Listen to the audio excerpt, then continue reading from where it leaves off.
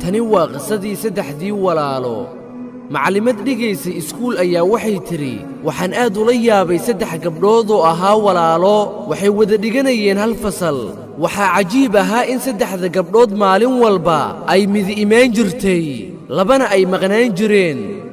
maalinta ku xigtana labadii maqnayd mid ka mida ayaa imaan jirtay labada kalena way maqnaan jireen yacnii saddexdooda ma wada imaan jirin iskuulka arrintuna waxay noqotay mid aad u soo laalaabata macallimadduna maysan fahansanayn qisadooda gabdhahani maalin ay ugu yeertay xafiiskeeda gabdhihii mid ka mid ahayd oo joogtay maalintaasi waxay ku tidhi maxay tahay arrinta jirta adiga iyo walaalahaaga iskuulka idinkoo wada imaanaya weli maan arage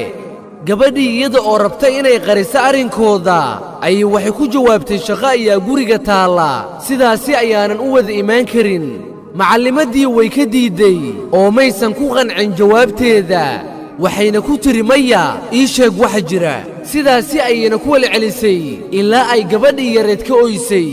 waxay tidhi gabadhii ma doonaysaa inaad dhegaysatid qisadeenna macallimaddii waxay tidhi haa kadib waxay tidhi gabadhii annagu waalidkeenna way geeriyoodeen mana lihin cidaan ahayn allaah mana haysanno maal inaga kaafiya duruufta ina haysataa sidoo kale waxay tidhi cunnadaan cunnana waa midaan ka guranno qashinka ay tuuraan ardayda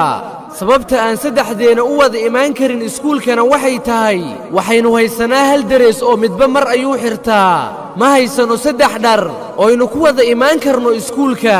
kadib macallimaddii waxay la hadli weysay ilin daraaddeeda aan ku su'aale walaal weligaa ma masaxday ilinta agoonta weligaa madaxa ma u salaaxday agoonta haddii aadan intaasi u samaynin keliya ma kaa ammaan heleen oo ma ka nabadgaleen dhibkaaga wuxuuna yidhi nebiga sala allahu calayhi wasallam sidani ana wakaafilu lyatiim kahaatayni fi ljanna oo micnaheedu yahay aniga iyo qofkii kafaalo qaada agoonta yacnii barbaariye oo koriya sidaasi oo kale ayaan ku nahay jannada